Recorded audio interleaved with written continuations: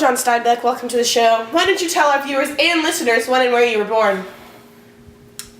Well, I was born in the great state of California in 1902 on February 27th in the Salinas Valley.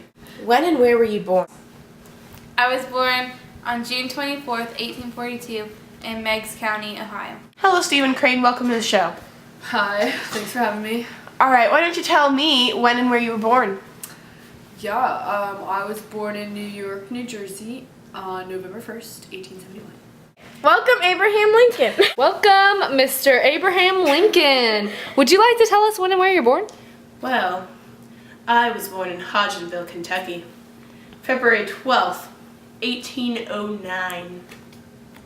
Hello, Jack London. When and where were you born? I was born in San Francisco, California on January 12th, 1876. When and where were you born? I was born in February 1818 in Tuckahoe, Maryland. Hello, Mark Twain. Hello. Why don't you tell us when and where you were born? I was born in Florida, Missouri, and I was born on the day of November 30th, 1835. Describe your school experience. My school experience. Well, in the Salinas Valley, I went to elementary school, of course, which sucked, and I went to middle school, it sucked. High school, once again, sucked. People just couldn't appreciate me and my genius. So, I ended up going to Stanford University and studying to become a marine biologist, and then also an agricultural laborer, although I did write my novels on the side. So why don't you tell us a little bit about your childhood? Well, I was the 10th out of 13 children, and for some reason my parents decided us all with something with an A. In order of birth, my siblings are Abigail, Amelia, and Addison, Aurelius, August, Almeda, Albert, myself, Arthur, Adelia, and Aurelia. I left my family when I was 15 to become a printer's devil at an Ohio newspaper, and I decided to live with my uncle and go to a military institute in Kentucky, but then I dropped out after a year. Why don't you tell me about your childhood experience?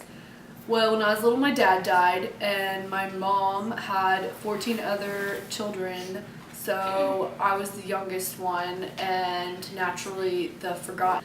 All my other brothers and sisters went to school, and I just kind of ditched, took off with my baseball career. Like, I went to college doing that. I really paid attention to school. It wasn't really my thing. But, yeah, I played baseball for a long time. Tell us a little bit about your childhood. Well, I lived in poverty, and I was the breadwinner of the family. I was a farmer and a carpenter, and that really brought all the money home. Describe your school experience. Well, I didn't attend school until I was 19 because I was working on a sealing boat in a fish patrol ship. Describe your school experience. Although I was a slave, my master's wife taught me the ABCs and how to write. This motivated me to become the writer I am today. Describe your school experience. Well, once my father died when I was 11 years old, I dropped out of school and didn't attend school again till I went to Oxford and Missouri State to get my doctorate degrees. What are your greatest accomplishments? My greatest accomplishments. Well, among them, I'd have to say writing Of Mice and Men was one of my greatest accomplishments, along with serving our country and being a war correspondent in World War II. I feel really proud to have done that. And I also got the Nobel Prize in Literature, so I'd have to say that. What's your greatest accomplishment in life? My greatest accomplishment was The Devil's Dictionary, which was originally a column in a newspaper, but then I was convinced to turn it into a satirical book. So what was your greatest accomplishment in life? Well, after I dropped out of school, I wrote The Red Badge of Courage, which was my best-selling book, because people said it really depicted the battles of the Civil War, and it was really good imagery and detail, and they said that it was almost like they were there. So that was a pretty popular book. And after that, I was kind of known as the war reporter, and I went on to Cuba to go and report about the Spanish-American War, where people said I almost died. So tell us some of your greatest accomplishments. Well, I wrote the Emancipation Proclamation, and the Gettysburg Address, which are some two very, very important speeches back then. I also fought for civil rights. You know, I was a very strong activist in anti-slavery, and you know, I really got to fight for their rights back in my time period, and well, those are some of my greatest accomplishments. What are some novels that made you famous? I would say that The Call of the Wild and The White Fang really got me started. What is your greatest accomplishment? I was the first African American to become a government official, and I was a civil rights activist. Mark Twain, what was your greatest accomplishment throughout your life? Well, I wrote many books, but my greatest accomplishment would have to be writing the first typed script. So what do you mean you almost died? Well, on my way to Cuba when I was reporting about the rebellion in the Spanish-American but I managed to save myself with along with 3 other people in our crew. And afterwards I wrote The Open Boat about it, which was another one of my best-selling books.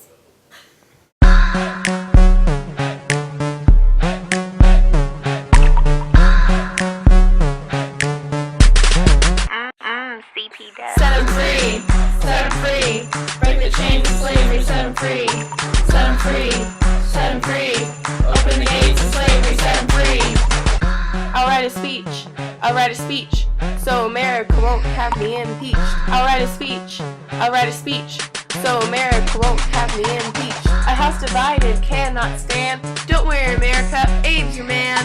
It's 407 years ago, there was no hope for those that were owned by plantation owners. Go ahead, Frederick, take it away, loner. Set 'em free, set 'em free, break the chains of slavery, set 'em free, set 'em free, set 'em free, open the gates of slavery, set 'em free. Yo, Frederick Douglass is the name, taking cotton is my game. As a slave throughout my life, luckily I met Anna, my wife. You can read all about it in my book, all you haters take a look. Set 'em free, set 'em free, break the chains of slavery, set 'em free, set 'em free, set 'em free, open the gates of slavery, set 'em free. Mark T. Twain. Haha, don't worry, that's not my real name. Samuel Clemens in the house. My books are what it's all about. Huck Finn, Tom Sawyer, and The Curious Republic of Gondor are basically my novels I'm known for. Set 'em free, set 'em free, break the chains of slavery, set 'em free, set 'em free, set 'em free, open the gates of slavery, set 'em free. I'm just like the author Mark Twain, except my name is Stephen Crane. I played baseball till I failed school, but then I realized that reading was cool. I wrote The Red Badge about the Civil War. Critics commented, saying poet was hardcore.